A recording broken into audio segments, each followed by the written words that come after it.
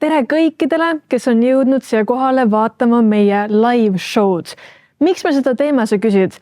Sellepärast, et üle-eestiline noorsootöö nädal toimub juba 14. korda ja kannab pealkirja Erinevus rikastav.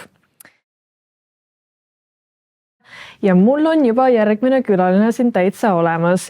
Meil on Greta, kellega me räägime noorsootööst, kuidas saab minna välismaale õppima, mis asjad on need Erasmuse programmid ja igast muud huvitavat. Tere! Tere! Kuidas sul läheb? Praeguse hetkel päris kiirelt mõtleks, et november ja detsember on niivõrd täis igasugu üritusi ja töötuba, mis peaks läbi viima, nii et... Mis üritused, mis töötoad? Tavaliselt koolides käin töötuba andmas, mis on Erasmus või noortekeskustes. Ma just käisin 2 päeva tagasi Keila noortekeskuses. Et tavaliselt käingi koolides, räägin, mis asi see on. Ja siis ürituste mõttes, ka Erasmuse teemalised tavaliselt. Kas sulle meeldib käia koolides rääkimas? See täitsa oleneb. I get it.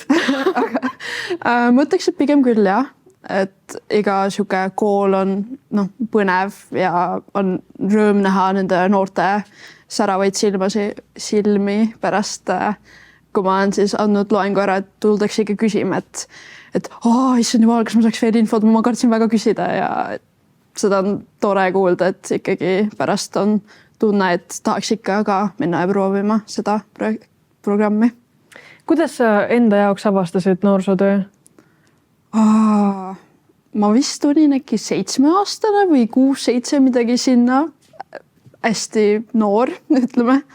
Et mul oli kohe kodu kõrval, ümber nurga tegelikult, oli noortekeskus. Ja siis ma käisin seal hästi pikka aega, ma isegi teadnud, et see oli noortekeskus. Selle ma sain pihta, kui ma olin juba 8-9.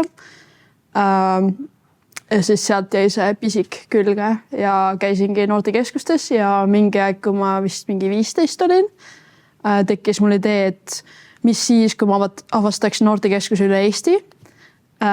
Ehk siis ma läksingi lihtsalt Tartusse. Ma olin nagu, tere, ma olen pealinnast, ma olen nüüd siin, vaatan, kuidas te Tartus teete asju. Ja siis käisingi mööda Eestit ja siiamaani tegelikult käin uusi noortekeskusi avastamas. Mis nende erinevused on siis näiteks Tallinna ja Tartu noortekeskuse vahel? Tartus noortekeskuse, milles ma olen käinud, neil on niimoodi, et neil on vanusegrupid pooleks. Eks neil on noorem vanusegrupp ja vanem, aga Tallinnas on kõik noored ja vanad on nagu ühes koos, nii et ma arvan, et see vist on kõige suurem erinevus. Kui ma üles kasvasin, mul oli ka põhimõtteliselt tänava lõpus oli see noortekeskus, aga ma olin rast nagu mingi 3, nii et ma üldse ei mäleta. Nii et kas sa saaksid rääkida nii mulle kui ka vaatajatele, kes ei ole kunagi oma jalga astunud noortekeskusesse, mis seal tehakse? No kui sa sinna sisse astud, siis algus võib olla päris palju küsimusi, et kus ma nüüd olen. Aga seal võtavad kohe vastuseid noorsootöötajad, kes on nagu tšau, tere, mis sa teha soovid? Et seal on võimalusi lauamängudest kuni loovtegevusteni.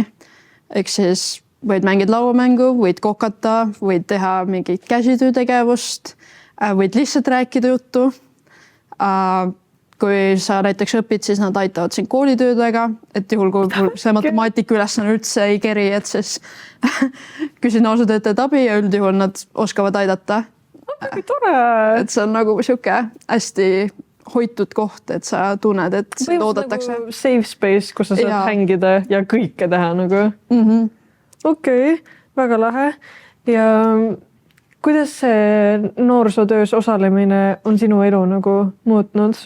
Ma ütleks päris palju. Et kui ma nüüd olen ise olnud aktiivsul selles valdkonnas, et ma näen seda palju teistmoodi, kui ma varem nägin. Et ma alguses mõtlesin lihtsalt, et okei, ja käin kusagil kohas väljas hängimas nagu that's it. Aga kui ma nüüd ise olen noorsootööst osa võtnud, et siis mul on siuke nagu okei, sa pead mõtlema, et kuidas tagada heaolu, kuidas teha seda, kuidas üritusi luua, millal sa pead mõtlema, et mis võiksid olla need punktid, millal sa pead hästi palju keskenduma. Või üleüldiselt, kas noortele võiks see meeldida. Ja juhul, kui lähevad mingid asjad valesti, sa pead mõtlema, okei, nii, läks valesti, mida me sellest õpime siis. et ma arvan, et ta kindlasti andnud hästi palju julgust, kogemusi ja ka suhtlemisoskust on hästi palju mul vähemalt parandanud. Ma kunagi ei üldse klassis rääkisin ainult pinginaabriga, that was it. Aga nüüd iga koht, kuhu ma lähen, siis ma ikkagi astun inimestele ligi, olen nagu tere, mis on sinu nimi. Et nüüd see suhtlemisoskus on nagu, et ma räägin suhteliselt kõikidega. Sa mainisid, et üritusi korraldad ka on ja või need asutused kõik, et mis need üritused endast ette kujutavad? See täiesti oleneb üritusest. Aga tavaliselt on kas Erasmuse töötuba, et lähen sinna räägin või siis on mingi loovtegevus, mingi projekti raames. Näiteks, ma ei tea, teeme kotte, värvime lihtsalt kotte ja siis teemaks on, ma ei tea, mingi lemmikloom lasteaiast, ma ei tea midagi sellest.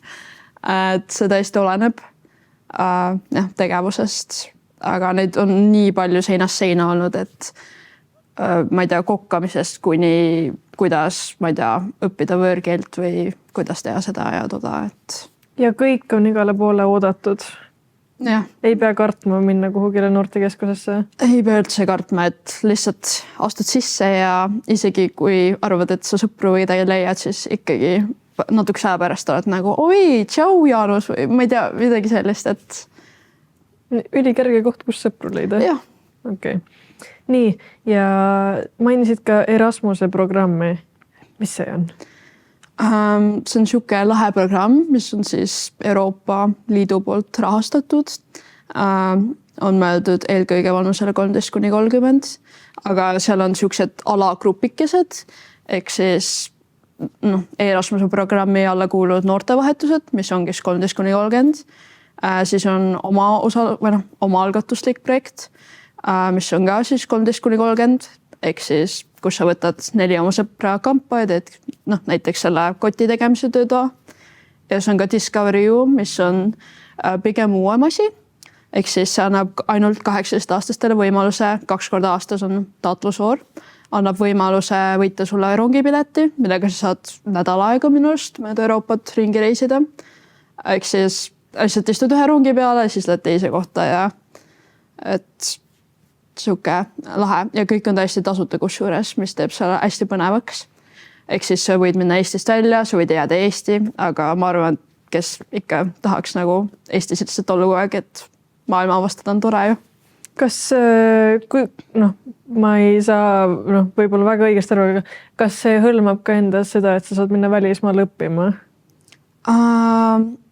No Erasmusega on siis, kui sa oled näiteks ülikoolis, et ülikoolis minust 2. aastal saad minna vahetussemestrile või isegi vahetusaastale, et see seda hõlmab. Aga see kõik, mis sa teed gümnaasiumis ja põhikoolis, et siis on tavaliselt õpiränne või asi.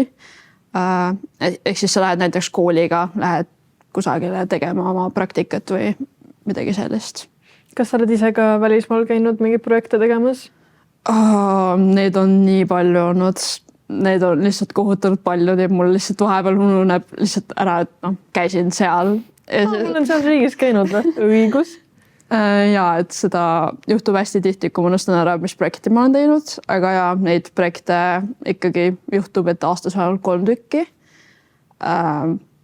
Et iga projekt on niivõrd erinev, et sellepärast on ka natuke raske meenutada. No mis sa see aasta näiteks hiljuti tegid? Ma just käisin eelmine kuu Saksamaal. Küll me käisime Europeersi võrgustikuga, mis on siis võrgustik noortele, kes on käinud Erasmusel või teinud mõnda muud sellist sarnast projekti. Et me lihtsalt saime kokku, arutasime plaane järgmiseks aastaks. Aga muidugi õppisime ka. Ma ei tea, see oli vist kõige nagu hiljutisem. Aga ja, nagu ma ütlesin, neid projekte nii palju, ma lihtsalt praegust lõi natuke ajublokki. Okay. Võib-olla tuleme hiljem tagasi selle juurde, kui midagi meelde tuleb. Ja sa ka ise kirjutad neid projekte. What?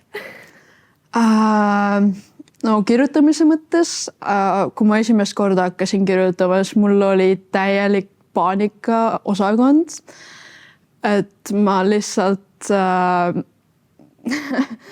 ma nutsin, ma kirjutasin ja ma lihtsalt mõtlesin, ei, Greta, ma pean tegema seda ja mul õnneks vedas, et mul oli hästi palju tuttavaid, kes olid juba varem kirjutanud, ehk siis nad toetasid mind sellega. Ja kui ma esimest korda sain selle projekti nagu saadetud ja tehtud ja selle rahastus on vaja nagu vau, okei. Issand jumal, see ei olnudki tegelikult nii keeruline.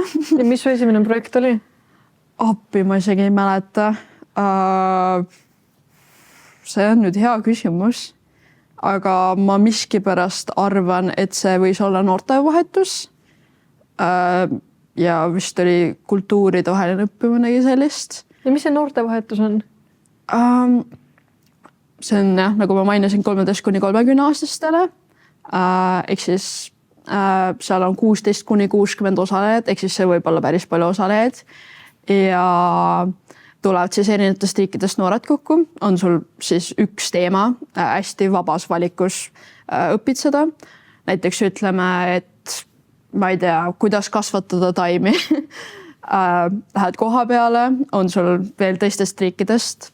Näiteks ma ei tea, ütleme, et on Rumeeniast ja Albaaniast ja ma ei tea, Armeeniast või kusagilt täiesti kaugetest riikidest. Sa lähed sinna ja siis te arutategi, kuidas taimi kasvatada. Ja teete ka grupitöid, lähete vahepeal poole projekti peal, lähete suuremasse linna, avastate seda linna ja siis õpitegi seal ja õhtuti on ka kultuuriõhtud, ehk siis te saate rääkida, mis riik on Eesti ja teised räägivad sulle, mis on siis nende riigid ja kuidas neil on seal kombed. Et siuke hästi vabas valikus, ma ei tahaks öelda laager, aga siuke koos olemise hetk. Ja kui keegi nüüd tunneb nagu inspiratsiooni, et võib-olla ta ei taha sinna nagu noortekeskusesse minna külalisena, vaid just töötajana, et kuidas neid projekte saab hakata kirjutama või mis sul selleks nagu vaja on? No kui sa tahad minna noortekeskus projekti kirjutama, siis selles mõttes sul ei ole eelnevat kogemust vaja, et see on täiega okei, kui sa ei tea lihtsalt isegi, et mis pealkirjaks panna.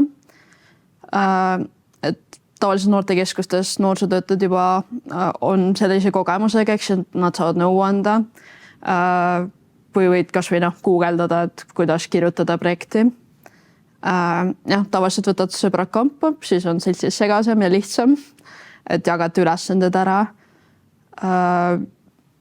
Ja seal on hästi palju, kui sa kirjutad see projekti, see on hästi palju läbimõtlemist, et kuidas ma nüüd seda tegevust teen, aga üldjuhul kõik, keda ma tean, kes on projekti kirjutanud, kõigil on nagu siuke, et okei, proovime seda. Tundub pärast nii satisfying, kui see kõik tehtud on. Ja sa oled lihtsalt see tunne, mis sa saad sellest projekti kirjutamist, see on lihtsalt võimas.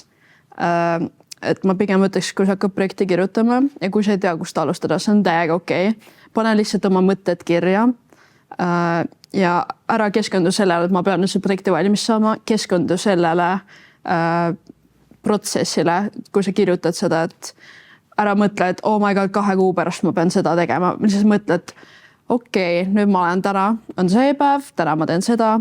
2 kuu pärast on see tegevus, see on fine. Et ära proovi seal liiga palju keskenduda, aga ikkagi samas vahepeal mõtle läbi mõttes, kuidas sa seda tegevust peaksid siis tegema. Kas sul on meelde tulnud mõni oma lemmikprojekt, kus sa oled osalenud või ise kirjutanud?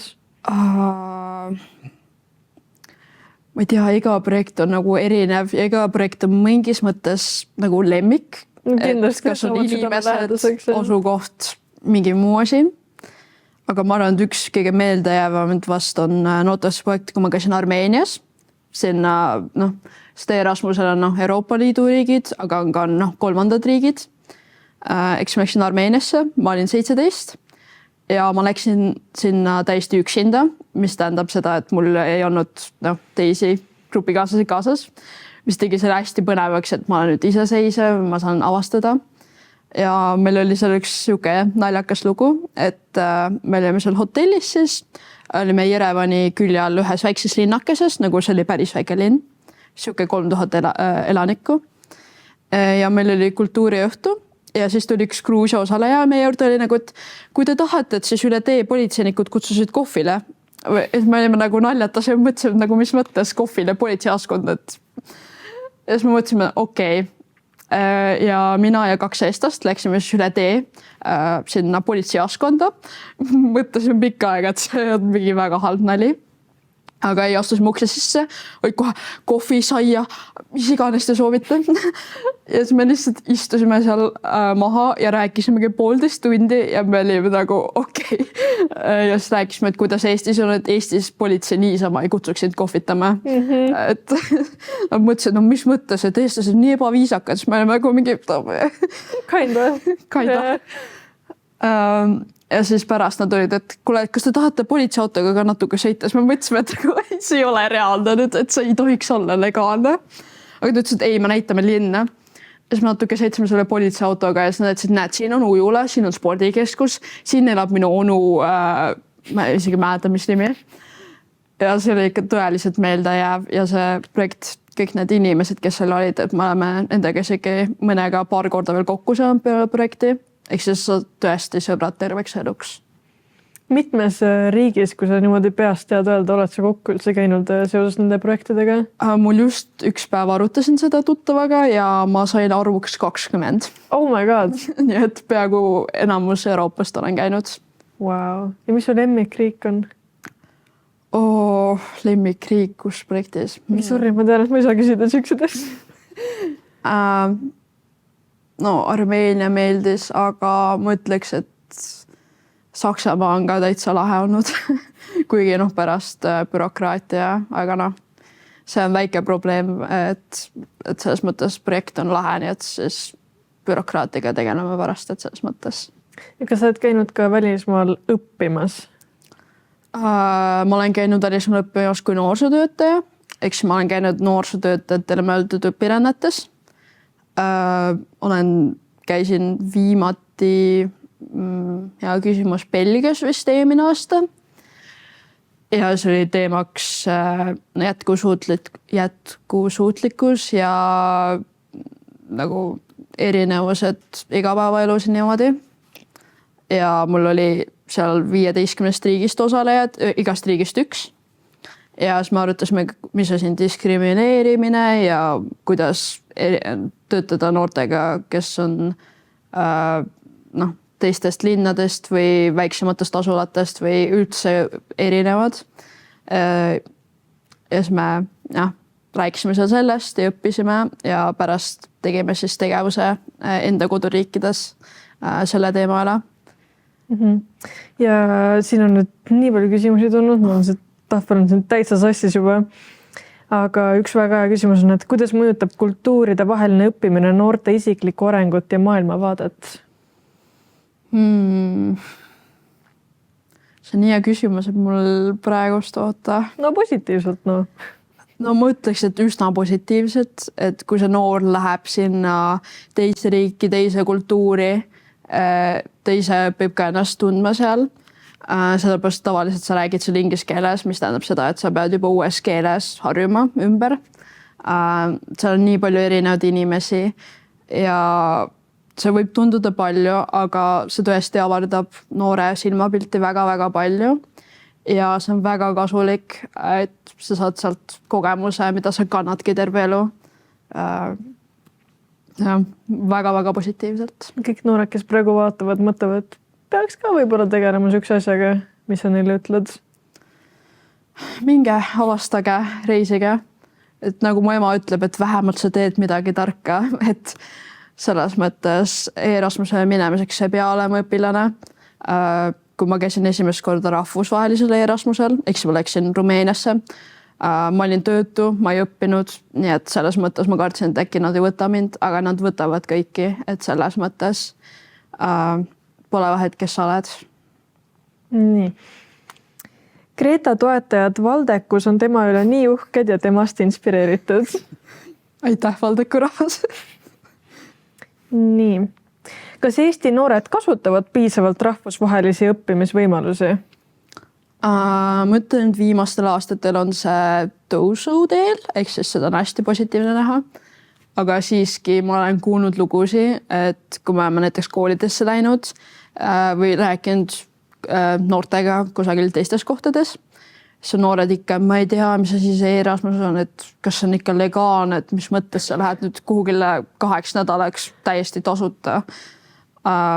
Ja samas olen kuulnud koolidelt ka, et ei, meie ei toeta, et see rahvusvaheline asi on nagu täiesti jama, et nagu mis mõttes vaata. Ja siis ma natuke nagu naeran ja nutan selle üle, et... Ja kus see nagu teadmatus tuleb? Seda on huvitav, nagu sellele on huvitav mõelda, sellepärast, et Erasmus on olnud juba 37 aasta Euroopas ja täiesti nagu aktiivsel toel olemas. Et ikkagi tuleb täiesti üllatusena, et miks noored ei tea sellest ja miks noored ei proovi seda. Aga ma tõesti loodan, et isegi peale tänast laivi noored lähevad, räägivad vanematele, et see on täiesti okei ja see on täiesti võimalik. Legaalne. Ja mina olen hea näide, et 20 riigis käia, et see võiks ikkagi olla siuke. No te teete head tööd sellega, et te käite koolides sellest rääkimas, et ma arvan, et muidu veel vähemalt tehakse. Kui pikad need projektid on või kui kaua sa ühes riigis tavaliselt olnud oled? Noortevahetused on 5-21 päeva, osalusprojekti tuleb ja Discovery, nagu ma ütlesin, on 5-7 päeva, aga tavaliselt keskeltläbi on see siuke 10 päeva ja selle 5 päeva, siis ütleme, kui projekt on 5 päeva, nad loevad siis 2 reisimispäeva, mis tähendab seda, et esimene päev sa lähed, viimane päev sa nagu lahkud, ehk siis projekt on tegelikult 3 päeva, aga lihtsalt reisipäevad tulevad juurde. Aga mulle hästi meeldib see, et Euroopa on minemas seda rohelist teed pidi. Ehk siis, kui sa nüüd projekti lähed mööda rohelist teed, ehk siis kui sa bussi või laeva või trongiga, et siis sa saad 1 lisapäeva. Ehk siis selle asemel 2 päeva reisid siis lennukitega, saad 4 päeva näiteks mööda maad pidi reisida ja avastada ka teisi riiki samal ajal. Ma arvan, et kindlasti mõnel on ka küsimus, et vaata, sa enne mainisid, et sa olid töötu, sa ei õppinud, kas nad siis katavad ka mingid kulud, kui sa lähed sinna teise riiki?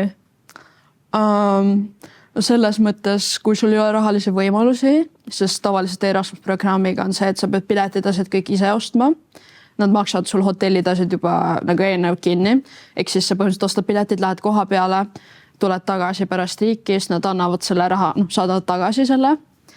Et kui sul ei võimalus, siis näiteks, kui sa näed mingi organisatsioon, paneb selle pakkumise, et kuule, mine nüüd noortevahetusele Küprosele ja sa vaatad, et tahaks minna, aga tõesti raha ei ole ja ikkagi tahaks minna. Sa võid kirjutada selle organisatsioonile, kes sind saadab või kes sind vastu võtab, et kas teil oleks võimalik, palun osta mulle need piletid. Tavaliselt sa pead mingi eraldi nagu lepingu tegema, et sa ei hüppa alt ära viimasel hetkel, sest inimesed teevad seda ikkagist. Aga üldjuhul organisatsioonid tulevad vastu sulle ja sul on võimalik ikkagi minna. Nii. Kuidas saavad noored Eestis paremini kasutada rahvusvahelisi võimalusi nagu Erasmus? Ma ütleks, et kirjuta omaalgatuslik projekt. Ehk siis või kirjuta kas või noortevahetus, et mine kas või noortekeskusse või on olemas siuksed inimesed nagu Eurodeskid, kes siis on noorsootöötajad, kellel on rahvusvaheline kogemus ja kes teavad seda rahvusvahelist maailma. Mine nende juurde, ütle, et mul on nüüd see lahe idee, räägi neile sellest ja juhul, kui nad läbi mingi põhjuse ei peaks end kuulama, siis mine uue inimese juurde ja realiseeri oma idee. Sest kui sa ei realiseeri oma ideed, siis sa iial ise teada, mis see rahvusvaheline kogemus võiks olla või mis oleks võinud teisiti olla. Ja inimesed, näiteks mina, ülimemmekas, no nii memmekas annab ikka olla. Ma arvan, et paljud võib-olla kardavad, sa lähed kodust ära, mõne jaoks 10 päeva on ka väga palju, et kuidas nagu sa lähed uude riiki, uued inimesed, kuidas sa nagu julged niimoodi? No see ikkagi paneb südame kiiremini põksuma, sa pead minema umbes mingi 30 inimese juurde ja sa lihtsalt oled seal nagu hello, my name is this and I do that. Ja sa lihtsalt istud seal ja sa oled nagu mingi okei. Aga noh, kui sa samas mõtled, et nagu kõik on sinuga samas ämbris, kõik kardavad tegelikult. Seda on positiivne mõelda, aga mõtleks pigem, et isegi kui sa teed vea, siis see on täiega fine, nagu kui sa inglise keeles räägid ja sa ei ole väga inglise keeles prof. Siis kui ma läksin esimest korda, ma olin lihtsalt ka, ma ei osanud mitte midagi rääkida, ma enamjaolt istusin seal lihtsalt kusagil nurgas ja nagu yeah, I agree with that. Et selles mõttes harjuta, et see on nagu täiega okei. Ja kui sa tõesti kardad, siis sul on alati enda riigi poolt tugi olemas. Sa saad alati küsida kellegelt või kui sa vajad enda aega, siis see on ka täiesti okei anda teada nendele inimestele, kes seal on, et sa vajad enda aega. Et kõik on täiesti mõistvad seal. Ja kui keegi näiteks vanemad vaatavad praegu, mõtlevad, et kuidas nad lasevad oma lapse niimoodi üksinda siis kuhugi teise riiki. Seal on ikka ju kogu aeg nagu valve. Mingi täiskasvanud inimesed on ju sinuga seal olemas. Ja üldjuhul on ka see, et kui sa näiteks saad alaealisele lähed, siis on neil olemas grupijuht, kellega koos sa pead siis reisima, mis tähendab seda, et siis see grupijuht vastutab. Aga ja koha peal tavaliselt on kõik turvalisuse meetmed tagatud. Mitte ainult nagu selles mõttes, et keegi vaatab sind, aga selles mõttes, et tehtakse nagu siuke safe space, mis tähendab seda, et kui sa näiteks oled LGBT kogukonnas või oled teist nahavärvi või näiteks üks jalg, või sa lonkad ühte jalga, et siis sul tehtakse see turvaline kogukond, ehk siis sind väga hoitakse seal. Et selles mõttes ei pea üldse kartma ei noorena ega lapsevanemana, et sind hoitakse seal. Ja alati saad olla kuidagi moodi ühenduses noorega, et antakse mingi kontakt, kellele helistada või info või seal, kui sa registreerid sinna alguses, siis sul küsitakse vanema kontakte, et kui midagi on, siis nad saavad kohe võtta ühendust. Aga mis siis, kui sul tuleb seal keset seda mingi 3. päeva tuleb näiteks paanika, saad ära minna, kas sa saad või? No see täiesti oleneb, kus kohas sa oled. Ma tean, et osad on täiesti mägedes olnud. Ja... No sealt pigem ei lähe nagu.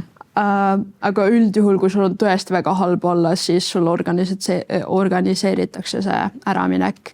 Et selles mõttes see on täiesti acceptable. Aga üldjuhul ma ei tea mitte kedagi, kellel oleks nii halb olnud, et oleks nagu väga ära tahtnud minna. Kuigi ma olen kuulnud väga halbu lugusid, aga kõigil juhtub vahepeal midagi, mida nad ei tahaks, et juhtuks.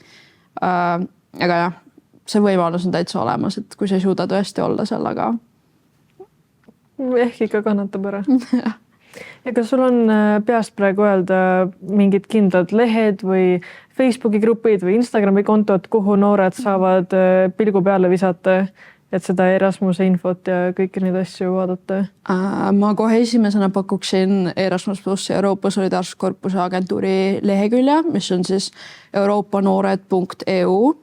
Et sealt leheküljelt on seal mingi väike infonupuka, kus sa saad küsida programmide kohta, saad ise infot otsida. Meil on ka blogi, kus sa saad teiste inimeste lugusid lugeda. Samuti oleme ka Instagramis olemas. Ja siis, ma ei tea, Facebookis näiteks paned Erasmus Plus for Estonians või midagi sellist. Sinna saadetakse. Või paned lihtsalt Google otsingusse Erasmus Plus võimalused. Organisatsioonide mõttes, Eestis on nii palju neid praegust. Aga ma ise olen näiteks käinud seiklejate vennaskonnaga, Project Spiritiga.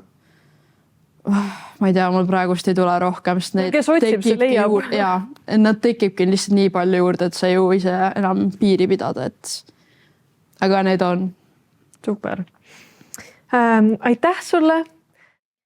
Vaatasid just saadet Erinevus rikastab, mis toimus noorsootöö nädala raames. Teiste külalistega saad ka klippe järgi vaadata TV5 YouTube'i kanalist.